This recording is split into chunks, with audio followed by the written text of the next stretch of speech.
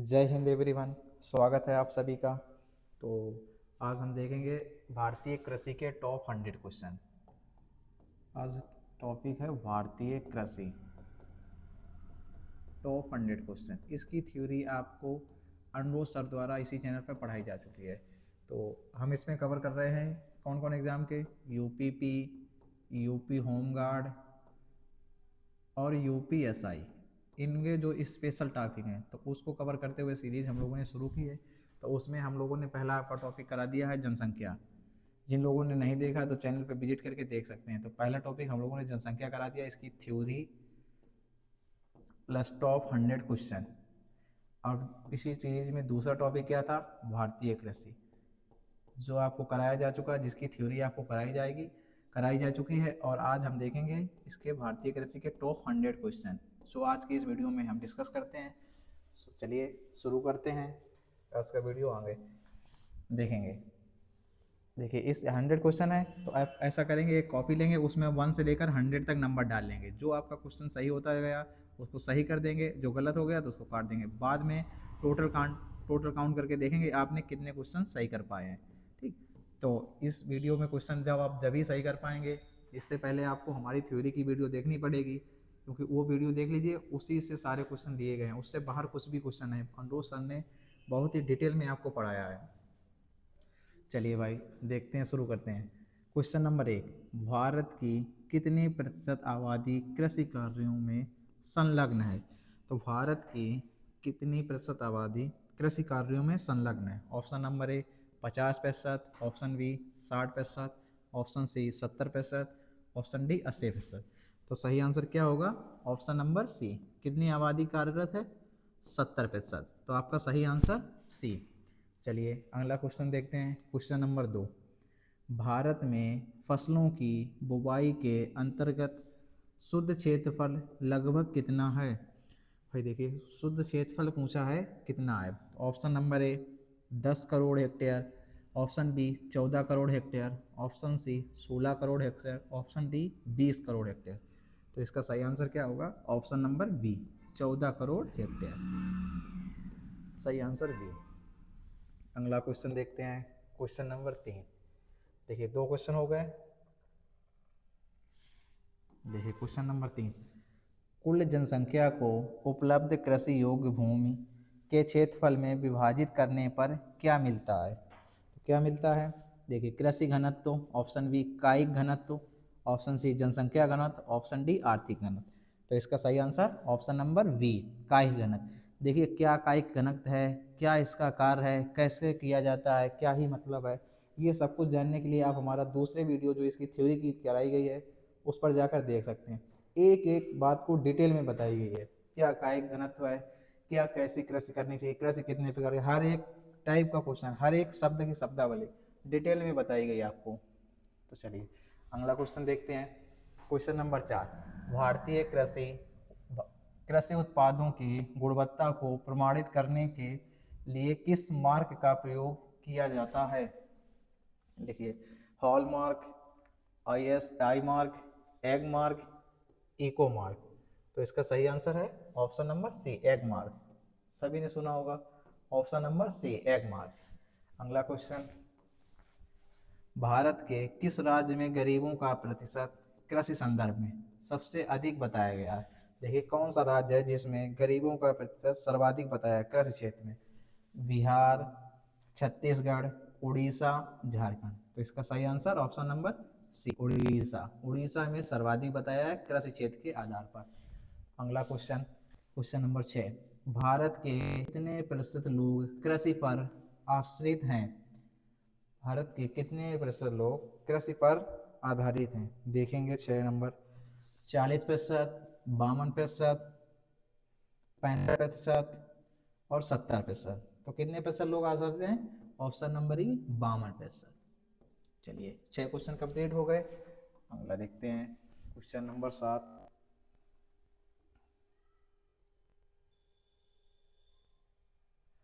देखिए 7वां क्वेश्चन क्या, झूम क्या है? बताइए आप लोग, झूम क्या है? एक लोक नृत्य है, एक नदी का नाम है, खेती कृषि एक तरीका है, या एक जनजाति है? तो क्या है झूम? झूम एक खेती कृषि है, ऑप्शन नंबर सी। चलिए अगला देखते हैं, झूम खेती को किस नाम से जाना जाता है? झूम खेती को किस नाम से जाना जाता है? देखिए, मिश्रित कृषि, स्थानांतरित कृषि, रोपड़ कृषि, वाणिज्यिक कृषि। तो किसका क्या कहते हैं? स्थानांतरित कृषि। झूम कृषि को स्थानांतरित कृषि कहते हैं। अगला क्वेश्चन, भारत में, देखिए हम इसमें इसलिए डिटेल में नहीं कर रहे हैं क्योंकि जो हम आपको डिटेल बताएंगे वो आगे क्वेश्चन फॉर्म में है, इसलिए तो टॉप 100 क्वेश्चन लिए हैं। जो इसमें हम कुछ भी डिटेल में बताएंगे उसका आगे क्वेश्चन मिलेगा आपको, तो बिल्कुल परेशान ना होइए कि सर डिटेल में नहीं बता रहे, ये नहीं कर रहे, तो उसी का आगे क्वेश्चन है, आप परेशान नहीं होइए, सिर्फ आप क्वेश्चन को देखते जाएंगे ध्यान से। भारत में झूम कृषि को किन राज्यों में प्रचलित है? देखो यही हम आपको बताने वाले थे कि झूम कृषि किस राज्य में की जाती है, अगला क्वेश्चन है। तो देखिए किस राज्य में प्रचलित है? दक्षिण भारत में, पूर्वोत्तर भारत में, जैसे नागालैंड, सभी को पता पूर्वोत्तर, नागालैंड, सिक्किम, नागालैंड, सिक्किम, अरुणाचल प्रदेश, असम, सारा पूर्वोत्तर भारत है। उत्तर भारत, पश्चिमी भारत, तो इसका सही आंसर क्या है? पूर्वोत्तर भारत। पूर्वोत्तर भारत में झूम की कृषि प्रचलित है। चलिए अगला क्वेश्चन देखते हैं। चलिए अब देखते हैं क्वेश्चन नंबर 10, सोपान कृषि कहाँ की जाती है? सोपान कृषि कहाँ की जाती है? पहाड़ों के ढलानों पर, शुष्क क्षेत्रों में, छतों पर, मैदानी इलाकों में। तो कहाँ की जाती है? पहाड़ों के ढलानों में, ऑप्शन नंबर ए। अगला क्वेश्चन, पेड़ों की कतारों के बीच फसलें उगाने को क्या कहा जाता है? जो पेड़ों की कतारों के बीच फसलें उगाने को क्या कहा जाता है? सामाजिक वानिकी, झूम, तुग्या प्रणाली या कृषि वानिकी। तो सही आंसर इसका है ऑप्शन नंबर सी, तुग्या प्रणाली। जो कतारों के बीच फसलें उगाई जाती हैं उसको तुग्या प्रणाली कहते हैं। अगला क्वेश्चन, मृदा अपरदन की प्रक्रिया को कौन तीव्र करता है? भाई देखिए, मृदा अपरदन की प्रक्रिया को कौन तीव्र करता है? समतल भूमि, ढलान की कृषि, वन रोपण, इनमें से कोई नहीं। देखिए मृदा अपरदन का मतलब समझते हैं कि मिट्टी का कटाव सबसे ज्यादा कहाँ होता है? समतल जमीन पे होगा क्या? नहीं होगा। वन रोपण पे होगा, जितने वन होंगे उतनी मिट्टी की कटाई कम होगी। तो ये दो ऑप्शन तो नहीं हुए, वो पूछ रहा है सबसे अधिक कौन करता है, तो ढलान की कृषि। जो ढलानों पे होगी वहां तो मिट्टी ज्यादा कटेगी बारिश के साथ, तो इसका सही आंसर ऑप्शन नंबर बी। चलिए अगला क्वेश्चन, अगला देखते हैं क्वेश्चन नंबर 13। आप देख पा रहे हैं आपके कितने सही हुए? देखिए क्या क्वेश्चन है, मिश्रित कृषि किसे कहते हैं? मिश्रित कृषि किसे कहते हैं? दो फसलों को एक साथ उगाना, कृषि और पशुपालन एक साथ करना, फलों और सब्जियों का एक साथ उगाना, रबी और खरीफ फसल का उगाना। देखिए किसे कहते हैं मिश्रित कृषि? देखिए दो फसलों को एक साथ उगाना, इसको तो देखते ही गलत कर देना भाई, इन दोनों में कंफ्यूजन होगा। बार बार एग्जाम में मोस्ट कई बार आया हुआ क्वेश्चन कि मिश्रित कृषि क्या होगा। इसका मतलब है आप कृषि भी करेंगे और प्लस पशुपालन भी, उसे कहते हैं मिश्रित कृषि। यूपीपी पीवाई की क्वेश्चन, अभी जो यूपी पुलिस कांस्टेबल का एग्जाम हुआ था जिसकी अभी वैकेंसी आई थी 62,000, उसमें आया था क्वेश्चन ये किसी एक शिफ्ट में। तो क्या होगा मिश्रित कृषि? दो कृषि और पशुपालन को एक साथ करना। अगला क्वेश्चन, समानांतर फसल का एक उदाहरण है। समांतर फसल का एक उदाहरण है, आलू और धान, गेहूं और सरसों, कपास और गेहूं, ज्वार और आलू। समानांतर फसल का मतलब समझ पाए कि वो कौन सा ऑप्शन है जो सिर्फ रबी की फसल या खरीफ की फसल कौन सी है, तो वो वाला पूछ रहा है। तो इसमें कौन सा ऑप्शन है? ऑप्शन नंबर बी, गेहूं और सरसों किसकी फसल है? रबी की फसलें। बाकी आलू तो रबी की हो गई, धान खरीफ की हो गई, ज्वार रबी की, आलू खरीफ का, ठीक। तो अगला क्वेश्चन, क्वेश्चन नंबर 15, मृदा रहित कृषि को क्या कहते हैं? मृदा रहित कृषि यानी बिना मिट्टी की खेती, मृदा रहित कृषि को क्या कहते हैं? देखिए हाइड्रोफोनिक्स, जल संवर्धन, सेरिकल्चर, एपीकल्चर, हार्टिकल्चर। आसान सा क्वेश्चन, ये तो तीन ऑप्शन नहीं होंगे, क्या कहेंगे? ऑप्शन नंबर ए, हाइड्रोपोनिक्स यानी जल आवर्धन। अगला क्वेश्चन, क्वेश्चन नंबर 16, युग्म पैदावार का आशय क्या है? भाई देखिए युग्म पैदावार क्या है? एक साथ दो फसल उगाना, एक के बाद एक फसल उगाना, रबी और खरीफ साथ उगाना, इनमें से कोई नहीं। तो क्या है? युग्म पैदावार। देखो युग्म से मतलब समझ में आ रहा है कि दो, तो एक साथ दो फसल उगाना, ऑप्शन नंबर ए। अगला क्वेश्चन, एक फसली कृषि किसकी विशेषता है? एक फसली कृषि किसकी विशेषता है? आत्मनिर्भर भारत, व्यापारिक अनाज कृषि, स्थानांतरित कृषि, जैविक कृषि। तो एक फसली कृषि किसकी विशेषता है? ऑप्शन नंबर बी, व्यापारिक अनाज कृषि। व्यापारिक अनाज कृषि की विशेषता है। देखिए, भारत में ठेकेदारी कृषि को लागू करने के अग्रणी राज्य कौन था? जो भारत में ठेकेदारी कृषि को लागू करने का अग्रणी राज्य कौन सा है? देखिए, कृषि के मामले में अगर कोई बात आया, अगर आप तुक्के से भी किसी ऑप्शन के पास जा सकते हैं। अगर पंजाब हरियाणा ऑप्शन में है तो आप पंजाब के पास जाइए ज़्यादा, क्योंकि आपको पता है कि कृषि रसी में सबसे आगे और सबसे ही आगे कौन सा राज्य है? पंजाब। तो इसका सही आंसर होगा पंजाब। तो आप ऐसे भी गेस कर सकते हैं, अरे आपको कुछ नहीं पता है, तो इस ऑप्शन नंबर 18 का आंसर पंजाब। आगे बढ़ेंगे।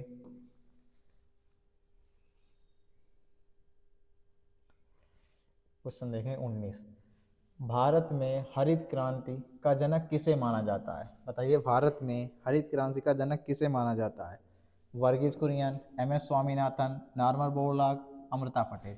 तो किसको माना जाता है? Option number A, Verghese Kurien. हरित क्रांति का जनक किसको? वर्गीज कुरियन। हरित क्रांति कब हुई थी? 1960 के दशक में हुई थी। क्यों हुई थी पूछा जाएगा तो भारत में फसलों का उत्पादन तीव्र गति से करने के लिए किया जाता है। तो HYV हायर यील्ड वैरायटीज, यानी विभिन्न प्रकार के बीजों के लिए किया गया था। तो इसका सही आंसर ऑप्शन ए। अगला क्वेश्चन देखेंगे, क्वेश्चन नंबर 20। विश्व में हरित क्रांति का जनक किसे माना जाता है? तो विश्व में हरित क्रांति का जनक किसे माना जाता है? देखिए, एम.एस. स्वामीनाथन को तो भारत के हरित क्रांति का जनक माना जाता है, नॉर्मन बोरलॉग। तो विश्व में हरित क्रांति का जनक किसे माना जाता? Norman Borlaug. हरित क्रांति कहाँ से शुरू हुई थी? सबसे पहले मैक्सिको से हरित क्रांति शुरू हुई थी। ये कहाँ है? उत्तरी अमेरिका महाद्वीप में।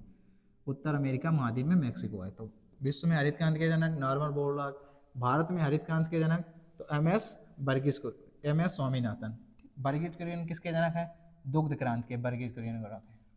चलिए अगला क्वेश्चन। हरित क्रांति का मुख्य उद्देश्य किसका उत्पादन था? हरित क्रांति का मुख्य उद्देश्य किसका उत्पादन था? देखिए, नकदी फसलें, खाद्यान्न, ऑप्शन बी दलहन, ऑप्शन सी खाद्यान्न और खाद्यान्न फसलें, ऑप्शन डी वन उत्पाद। तो क्या आंसर होगा? ऑप्शन सी, विशेष प्रकार के गेहूं और चावल। दो ही फसलों के लिए किया गया था हरित क्रांति, चावल और गेहूं के लिए। अगला क्वेश्चन। भारत में हरित क्रांति की शुरुआत किस पंचवर्षीय योजना के दौरान मानी जाती है? तो भारत में हरित क्रांति की शुरुआत किस पंचवर्षीय योजना के दौरान मानी जाती है? पहली, दूसरी, तीसरी, ये दो बार लिख गया, या चौथी? किस पंचवर्षीय योजना के दौरान माना जाता है? ऑप्शन नंबर सी, तीसरी पंचवर्षीय योजना कब हुई थी? आप देखो, रिकॉर्ड करेंगे। पंचवर्षीय योजना कब स्थापना हुई थी? 24 मार्च 1950 को योजना आयोग की स्थापना हुई थी। अब योजना आयोग को ही पंचवर्षीय योजना शुरू करते हैं। पहली पंचवर्षीय कब हुई थी? 1951 से 56। दूसरी 1956 से 61। तीसरी 1961 से 1966। अब यहाँ पर 3 ईयर का हॉलीडे आया था, तो 1969 तक 3 ईयर का गैप रहा, क्योंकि भारत में सूखा पड़ गया। ठीक, और भारत चाइना युद्ध हुआ, भारत पाक युद्ध 1962 में, भारत चाइना युद्ध 1964 में, भारत पाक युद्ध, बाकी सूखा पड़ गया था, इसी वजह से तो 3 साल का गैप रहा। तो चौथी पंचवर्षीय कब हुई थी? 1969 से 1974। पांचवी पंचवर्षीय 1974 से 1978। तो देखिए, ये कब हुआ था? पांचवी पंचवर्षीय। तो इसमें एक मोस्ट इंपोर्टेंट क्वेश्चन बनता है बार बार एग्जाम में, तो कि ऐसी कौन सी पंचवर्षीय योजना थी जो अपने समय से पहले खत्म कर दी गई थी? तो कौन सी ऐसी पंचवर्षीय योजना थी? पांचवी। कितने साल तक चली थी? 4 साल तक। तो एकमात्र ऐसी योजना जो अपने समय से पूर्व समाप्त कर दी गई थी, कौन सी? पंचवर्षीय, पांचवी पंचवर्षीय योजना। इतना याद रखेंगे, ठीक। चलिए अगला क्वेश्चन देखेंगे, क्वेश्चन नंबर 23। भारत में हरित क्रांति का एक और नाम क्या है? भारत में हरित क्रांति का एक और नाम क्या है? बीज उर्वरक और सिंचाई क्रांति, सदाबहार क्रांति, खाद्य सुरक्षा क्रांति, या श्वेत क्रांति। तो एक और नाम क्या है? बीज और उर्वरक क्रांति, क्योंकि इसी में हुई थी। अगला क्वेश्चन। हरित क्रांति किस वर्ष के आसपास हुई आरंभ मानी जाती है? राजनीति के तहत किस वर्ष के आसपास मानी जाती है? 1960, 1966, 1975, 1980। तो सही आंसर क्या? 1966 के आसपास मानी जाती है। चलिए 24% कंप्लीट हो गए, आगे बढ़ते हैं।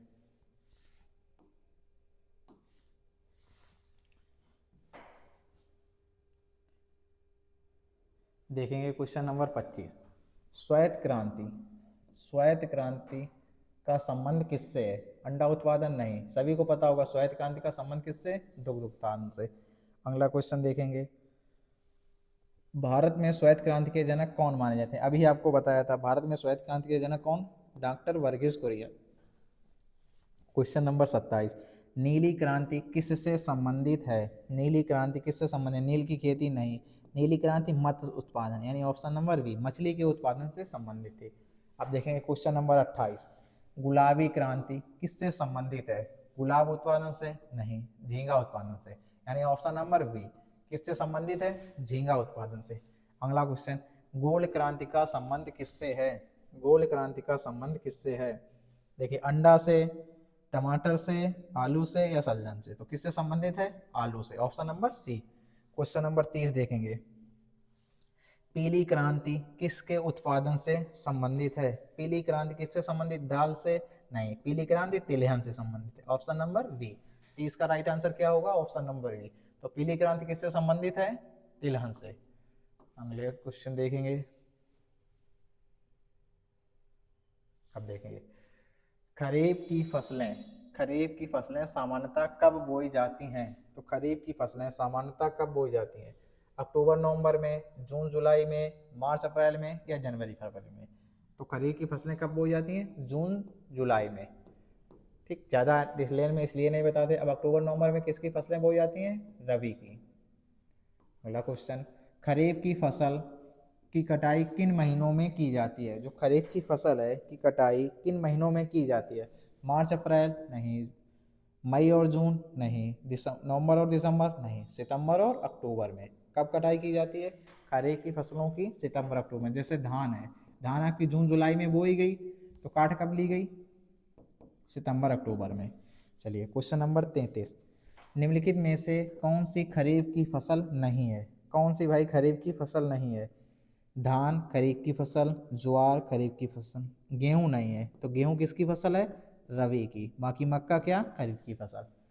चलिए अगला क्वेश्चन देखेंगे, वह फसल जो दक्षिण पश्चिम मानसून के प्रारंभ में बोई जाती है क्या कहलाती है? वह फसल जो दक्षिण पश्चिम के मानसून में बोई जाती है क्या कहलाती है? रबी की फसल, खरीफ की फसल, जायद की फसल, नकदी की फसल? तो ऑप्शन नंबर बी किसकी फसल कहलाती है? खरीफ की फसल। अगला क्वेश्चन, ज्वार और बाजरा मुख्य रूप से किस मौसम की फसलें हैं? ज्वार और बाजरा मुख्य रूप से किस मौसम की फसलें हैं? रबी की, खरीफ की, जायद की या इनमें से कोई नहीं? तो ज्वार बाजरा सभी को पता होगा खरीफ की फसल है, ऑप्शन नंबर बी। अगला देखेंगे, निम्नलिखित में से किसका उत्पादन खरीफ के मौसम में नहीं किया जाता? किसका उत्पादन खरीफ के मौसम में नहीं किया जाता? बाजरा और चावल किया जाता है, ज्वार और मक्का किया जाता है, जौ और सरसों नहीं। कब किया जाता है इनका? रबी की फसल में। ऑप्शन नंबर सी आपका राइट हो गया, नहीं पूछा गया। चलिए अगला देखते हैं, क्वेश्चन नंबर 37। देखिए क्या है, रबी की फसलें कब बोई जाती हैं? क्वेश्चन नंबर 37, रबी की फसलें कब बोई जाती हैं? अक्टूबर नवंबर में, बिल्कुल सही बात है। अक्टूबर नवंबर में जब खरीफ की काट ली जाती हैं, सितंबर अक्टूबर में, तो रबी की फसल अक्टूबर नवंबर में बोई जाती है। अगला क्वेश्चन, निम्नलिखित में से कौन सी रबी की फसल है? बताइए भाई कौन सी रबी की फसल है? धान नहीं, खरीफ की फसल, पटसन खरीफ की फसल, मूंगफली नहीं। ऑप्शन नंबर बी, चना किसकी फसल है? रबी की। देखिए 39 नंबर, निम्नलिखित में से कौन सही सुमेलित नहीं है? रबी की फसल, सरसों रबी की फसल सही है, खरीफ की फसल मक्का, जायद की रबी की क्या चावल है? चावल तो खरीफ की फसल है। तो सही क्या सुमेलित है? सही कौन सा सुमेलित नहीं है? Option number D. यही आपके सवाल का आंसर हो गया। उसने गलत पूछा है, तो गलत कौन सा है? Option number D. अगला क्वेश्चन, जायद मौसम में उगाई जाने वाली फसल कौन सी है? तो जायद मौसम में उगाई जाने वाली कौन सी फसल है?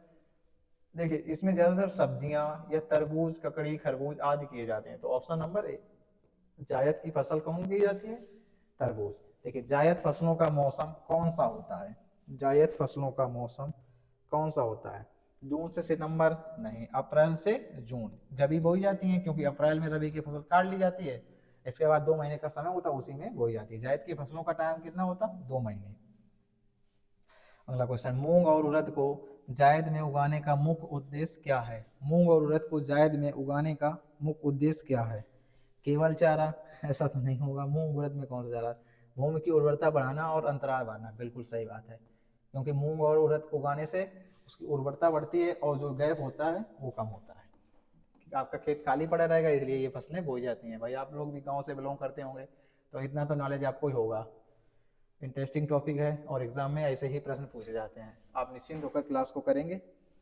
अगला क्वेश्चन, भारत का सबसे बड़ा चावल उत्पादक राज्य कौन सा है? जो सबसे ज्यादा चावल उत्पादन होता है? उत्तर प्रदेश नहीं, पंजाब नहीं, किसमें होता है? पश्चिम बंगाल में। सबसे अधिक चावल कहाँ पर होता है? पश्चिम बंगाल में। पश्चिम बंगाल में 3 प्रकार की चावल की किस्में हैं। तीन 3 बार चावल उगाया जाता है वहां पर एक वर्ष में। चलिए अगला क्वेश्चन, किस क्षेत्र को भारत का चावल का कटोरा कहते हैं? किस क्षेत्र को भारत का चावल का कटोरा कहते हैं? इंडो गंगे मैदान, कृष्णा गोदावरी डेल्टा, पूर्वोत्तर क्षेत्र या केरल तट? तो किसको कहते हैं? कृष्णा गोदावरी मैदान, क्योंकि ये उधर ही है। अगला क्वेश्चन देखिए, भारत में चावल शोध संस्थान कहाँ पर स्थित है? आपको पता है चावल को खाने पे कैसा करता है? कच्चा चावल खाएंगे तो कैसा करेगा? Cut cut cut cut cut करेगा, तो कट कट का अवसर कटक। तो चावल अनुसंधान कहाँ पर है? कटक में। अगला क्वेश्चन, बासमती चावल के दाने को पकाने पर लंबे क्यों हो जाते हैं? जो बासमती का चावल है पकाने पर लंबे क्यों हो जाते हैं? अरे भाई हम लोग क्या जाने बासमती देखेंगे। लाइसोसिन के कारण, एमाइलेज के बहुमूल के कारण, शर्करा के कारण या तेल के कारण? किसके कारण बासमती चावल लंबे हो जाते हैं? तो एमाइलेज के बाहुल के कारण, ऑप्शन नंबर बी। समझ पाया? अगला देखें, धान चावल के लिए सामान्यतः किस खरपतवार नाशक का प्रयोग किया जाता है? जो धान खरपतवार चावल नाशक के लिए किस खरपतवार का उपयोग किया जाता है? डीडीटी नहीं, 2, 4, ऑप्शन नंबर वी। वी सही है। किसका किया जाता है? देखिए अगला क्वेश्चन, जया, पद्मा और हंसा किसकी उन्नत की किस्में हैं? जया, पद्मा और उन्ना किसकी किस्में हैं? गेहूं की नहीं, किसकी है? धान की, ऑप्शन नंबर बी, धान की किस्में हैं। अगला क्वेश्चन देखेंगे,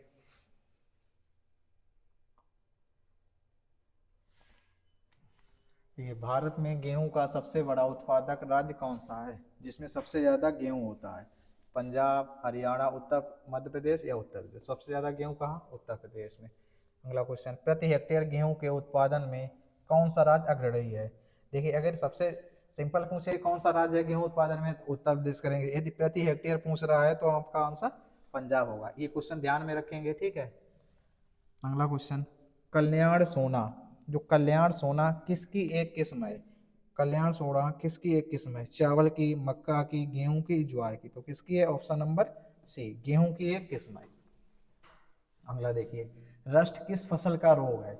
जो रस्ट है किस फसल में लगता है? धान में, गेहूं में, गन्ना में, आलू में? तो क्या होगा? गेहूं में। अगला देखेंगे, मक्के की खेती किस मौसम में की जाती है? मक्के की खेती किस मौसम में की जा सकती है? केवल खरीफ, केवल रबी, वर्ष भर, केवल जायद? तो इसका सही आंसर वर्ष भर। पूरे वर्ष में आप मक्का कभी भी बो सकते हैं। चलिए अगला क्वेश्चन, शक्तिमान 1 और शक्तिमान 2 किसकी आनुवंशिक फसलें हैं? भाई सभी को पता होगा किसकी है ये। ऑप्शन नंबर देखिए, ऑप्शन नंबर सी, शक्तिमान 1 और शक्तिमान 2 किसकी फसलें हैं? मक्का की। अगला क्वेश्चन, आप मक्का आते हैं आपका घर में, देखते हैं पैकेट में लिखा होता शक्तिमान। अगला देखिए, भारत में सफेद सोना के नाम से किस फसल को जाना जाता है? सफेद सोना के नाम से किस फसल को जाना जाता है? कपास, जूट, गन्ना, अफीम? तो किसको जाना जाता है? कपास को। अगला क्वेश्चन, कपास की खेती के लिए कौन सी मिट्टी सर्वाधिक उपयुक्त है? कपास की खेती के लिए सर्वाधिक मिट्टी कौन सी है? काली मिट्टी। सर्वाधिक उपयुक्त मिट्टी काली मिट्टी। वीटी कॉटन का संबंध किससे है? एक प्रकार का ऊन, आनुवांशिक रूप से परिवर्तित कपास, संकर मक्का या खाद मक्का? भाई वीटी कल्चर का, वीटी कॉटन का संबंध किससे है? आनुवांशिक रूप से परिवर्तित कपास, ऑप्शन नंबर वी। वी सही आंसर। अगला क्वेश्चन, कपास का रेशा पौधे के किस भाग से प्राप्त किया जाता है? तने से, जड़ से, फल के डोंडे से, पत्तों से? तो किससे? फल के डोंडे से। अगला क्वेश्चन, जूट उत्पादन में भारत का प्रमुख राज्य कौन सा है? जूट उत्पादन में भारत का प्रमुख राज्य असम, पश्चिम बंगाल, बिहार, उड़ीसा? तो कौन सा राज्य है सबसे उत्पादक? पश्चिम बंगाल। जूट उत्पादन में सर्वप्रथम कौन सा राज्य? पश्चिम बंगाल। जूट सबसे अधिक कहाँ पैदा होती है? बंगाल का डेल्टाई क्षेत्र, मालाबार तट, कोरोमंडल तट, दक्कन का पठार। तो कहाँ होती है? ऑप्शन नंबर ए, बंगाल का डेल्टाई क्षेत्र। आगे देखेंगे,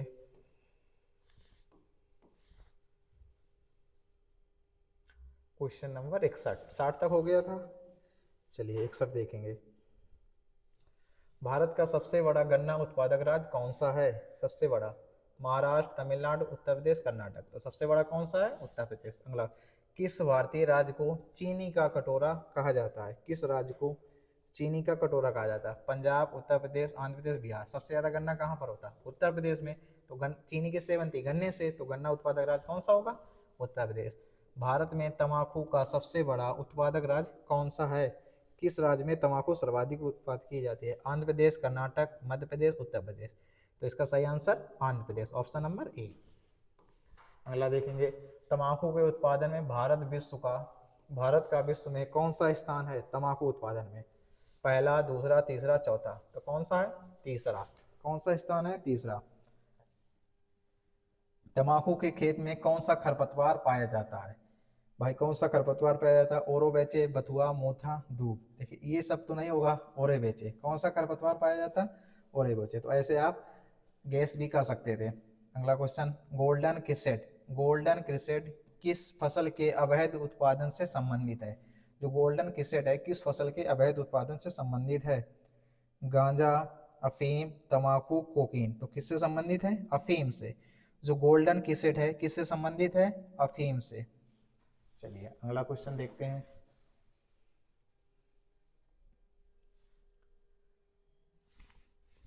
भारत में सबसे ज्यादा चाय किस राज्य में पैदा होती है? पश्चिम बंगाल, असम, तमिलनाडु, केरल। तो सबसे ज्यादा चाय कहाँ पर होती है? असम में। अगला क्वेश्चन, भारत में सर्वोत्तम गुणवत्ता वाली चाय कहाँ पैदा होती है? जो सबसे अच्छी चाय है वो कहाँ पैदा होती है? जोरहाट, नीलगिरी, दार्जिलिंग या कूच बिहार। जो सबसे अधिक गुणवत्ता, देखिए दार्जिलिंग की चाय। जब तो सबसे पहले 2004 में दार्जिलिंग की चाय को जीआई टैग दिया गया था। क्या? GI tag. जीआई टैग का अधिनियम कब है? 1999 में इसका एक्ट आया था। तो जीआई टैग कितने कितने ईयर के लिए दिया जाता है? 10 साल के लिए पेटेंट किया जाता है। चलिए अगला क्वेश्चन, दक्षिण भारत में सर्वाधिक चाय उत्पादित करने वाला राज्य कौन सा? देखिए अलग अलग क्वेश्चन है, इसमें पूछ रहा है जो दक्षिण भारत में सर्वाधिक चाय कहाँ उत्पादित की जाती है? कर्नाटक, केरल, तमिलनाडु, आंध्र प्रदेश। तो कहाँ की जाती है दक्षिण भारत में? तमिलनाडु में, ऑप्शन नंबर सी। अगला क्वेश्चन, भारत में कॉफी का सबसे अधिक उत्पादन करने वाला राज्य कौन सा है? देखिए कॉफी किस राज्य में सर्वाधिक होती है? केरल, तमिलनाडु, कर्नाटक, महाराष्ट्र। तो कहाँ पर होती है? कर्नाटक में। काफी, जहाँ बोलते नहीं बाबा बूदान की पहाड़ियाँ, यहाँ पर बाबा बूदान की पहाड़ियाँ स्पेशल जगह है कर्नाटक में जहाँ काफी ज्यादा मात्रा में होती है। अगला देखिए, कुर्ग जिला जो काफी के लिए प्रसिद्ध है किस राज्य में है? जो कुर्ग जिला है काफी के लिए फेमस है, किस राज्य में है? सभी को पता, काफोर, कुर्ग, काफोर, कर्नाटक। तो किस राज्य में है कुर्ग जिला? कर्नाटक में। अगला देखिए, अरेबिका और रोबस्टा किसकी किस्में हैं? जो अरेबिका और रोबस्टा है किसकी किस्में हैं? चाय की? नहीं, किसकी है? कॉफी की, ऑप्शन नंबर बी। चलिए आगे देखते हैं। क्वेश्चन नंबर 73, देखिए क्या है। भारत को मसालों का घर या सर्वाधिक मसाले उत्पादक राज्य किसे माना जाता है? जो भारत, क्वेश्चन कहने का मतलब ये है भारत में मसाले सर्वाधिक किस राज्य में होते हैं? गुजरात, केरल, आंध्र प्रदेश या तमिलनाडु। तो किस राज्य में होते हैं? केरल में, ऑप्शन नंबर बी। अगला देखेंगे, काला सोना किस मसाले को कहा जाता है? भाई काला सोना किस मसाले को कहा जाता है? लौंग, इलायची, काली मिर्च या हल्दी। देखिए काफ हो काला सोना, काफ हो काली मिर्च, ऑप्शन नंबर सी। अगला देखेंगे, काजू का सबसे बड़ा उत्पादक राज्य कौन सा है? सर्वाधिक काजू कहाँ होती है? केरल, महाराष्ट्र, आंध्र प्रदेश, गोवा। तो कहाँ पर सर्वाधिक काजू होती है? केरल में, ऑप्शन नंबर ए। अगला क्वेश्चन, भारत में प्राकृतिक रबड़ का सबसे अधिक उत्पादन किस राज्य में होता है? प्राकृतिक रबड़ का सबसे अधिक उत्पादन किस राज्य में होता है? कर्नाटक, तमिलनाडु, केरल, आंध्र प्रदेश। तो किस राज्य में होता है? ऑप्शन नंबर सी, रबड़ का सबसे अधिक उत्पादन केरल में होता है। अगला क्वेश्चन, निम्नलिखित में से कौन सा शहर अंगूरों की पैदावार के लिए प्रसिद्ध है? अंगूरों यानी ग्रेप्स। ग्रेप्स की पैदावार के लिए प्रसिद्ध है? नागपुर, सोलापुर, नासिक, पुणे। तो कौन सा प्रसिद्ध है? नासिक।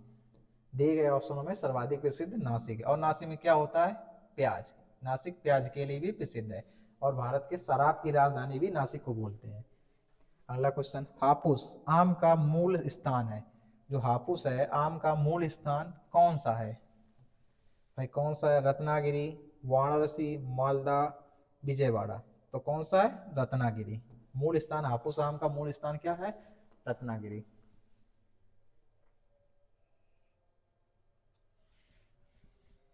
भारत में मूंगफली का सबसे बड़ा उत्पादक राज्य कौन सा है? जो मूंगफली है किस राज्य में सर्वाधिक होती है?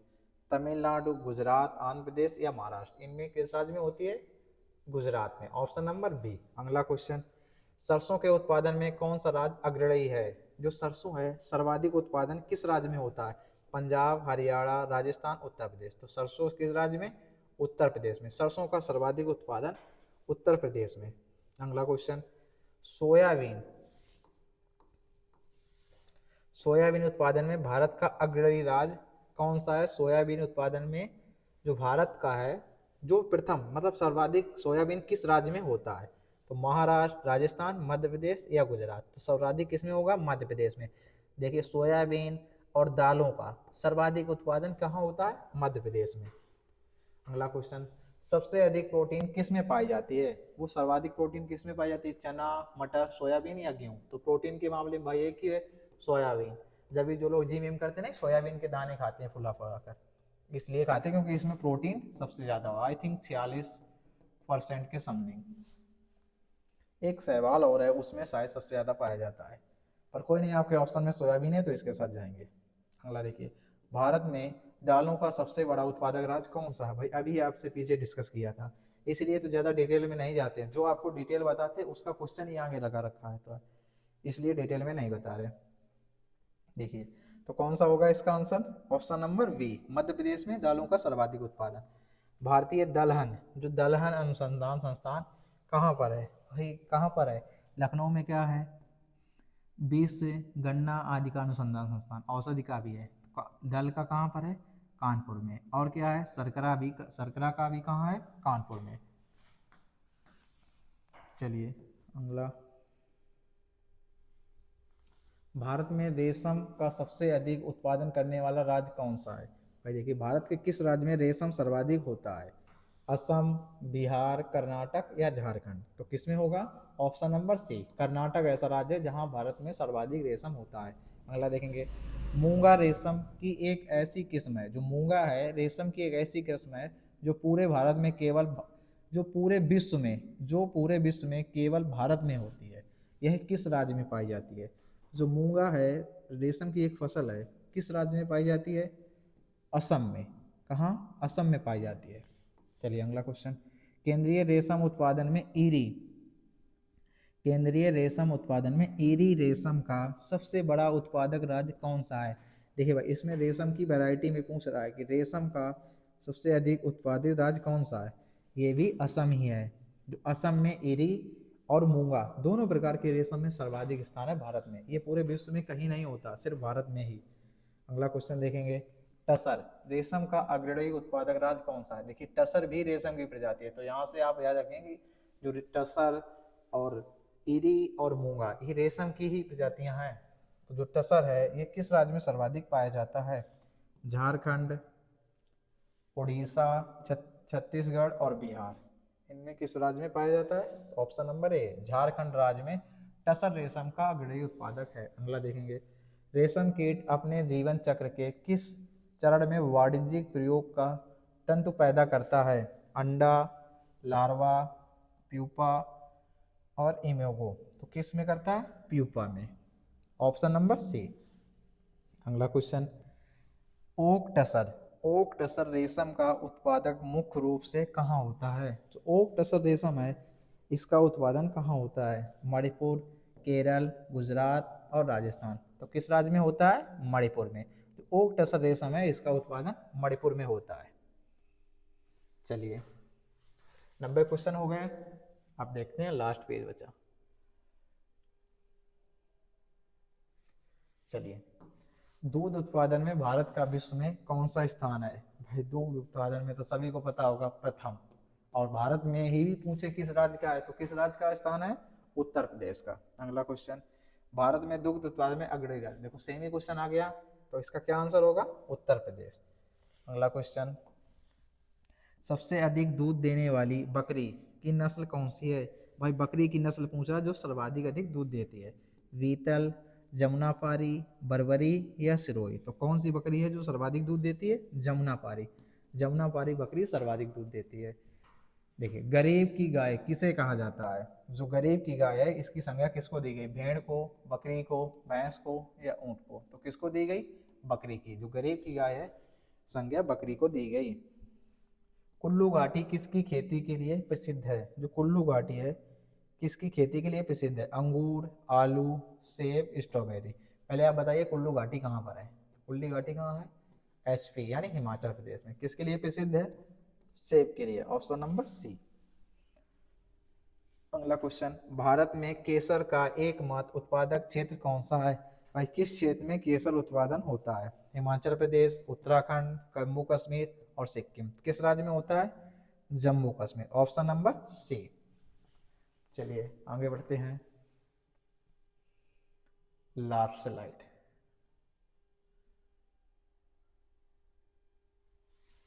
चलिए, विश्व में चावल और गेहूं दोनों का सबसे बड़ा उत्पादक देश कौन सा है? देखिए, चावल और गेहूं, ऐसा कौन सा देश है जिसमें चावल और गेहूं सर्वाधिक होते हैं? भारत, अमेरिका, चाइना और रूस। तो कौन सा है? ऑप्शन नंबर सी। चाइना एक ऐसा राज्य जो चावल और गेहूं दोनों के उत्पादन में प्रथम स्थान पर है। अगला क्वेश्चन, विश्व में मक्का का सबसे बड़ा उत्पादक राज्य कौन सा है? किस देश में मक्का सर्वाधिक होती है? चीन, ब्राजील, यूएसए और भारत। तो किसमें होती है? यूएसए में। अमेरिका ऐसा देश है जिसमें मक्का का उत्पादन सर्वाधिक होता है। अगला क्वेश्चन, तारपीन का तेल किस पेड़ से प्राप्त होता है? जो तारपीन है इसका तेल किस पेड़ से प्राप्त होता है? नेटम से, माइकम से, चीड़ से या देवदार से? तो किससे होता है? चीड़ से। Option number C. Last question भाई, सब्जी उत्पादन में भारत विश्व में कौन सा स्थान है? जो भाई सब्जी उत्पादन में भारत का विश्व में कौन सा स्थान है? ये भाई आपका आंसर SW। भाई सभी लोग इसका आंसर कमेंट बॉक्स में बताएंगे कि भारत का सब्जी उत्पादन में कौन सा आंसर है। भाई चलिए भाई, आपकी यहाँ पर क्लास समाप्त होती है। जो भी आपको राय देनी है, जो भी सुधार करना है, कुछ भी वीडियो लानी है, किस टॉपिक पे आपको वीडियो चाहिए और क्या सुधार हो सकता है, भाई अपनी राय आप लोग कमेंट बॉक्स में दे सकते हैं। चलिए भाई, क्लास को यहीं समाप्त करते हैं। जय हिंद।